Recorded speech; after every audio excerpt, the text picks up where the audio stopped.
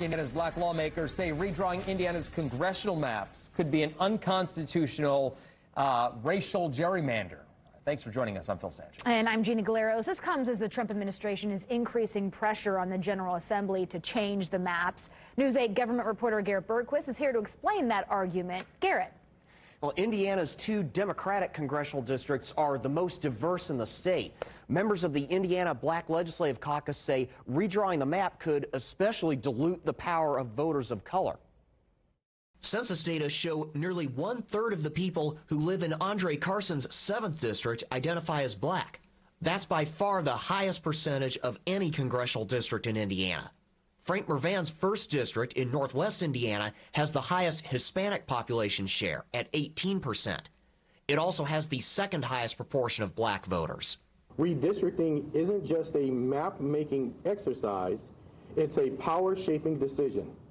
And when that power is manipulated, it's communities of color, they will pay the price in representation, in resources, and in respect. Vice President JD Vance met with House and Senate Republicans 10 days ago. It was his second trip to Indianapolis on redistricting in 3 months. Then last Friday, President Donald Trump himself urged Senate Republicans to redraw the maps during a phone call.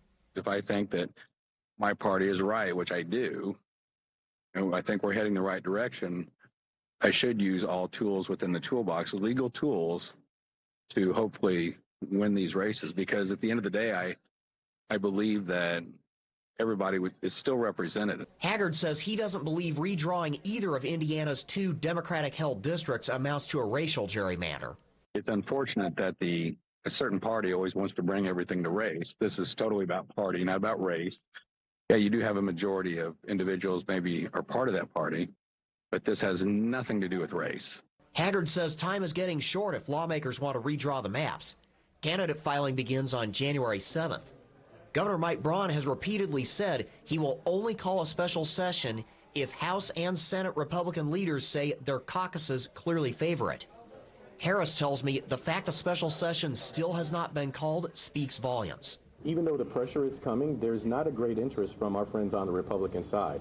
I mean, why would the VP come? Why would they be called out there? So if this was a quick, easy, we're going to do this, that announcement would have happened by now, and those visits would not have happened. It would have we would have been called in for special session and kept moving.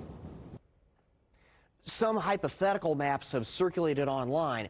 However, Haggard tells me he has not seen any maps actually circulated among lawmakers. I'm Garrett Bergquist for Wish TV and WishTV.com.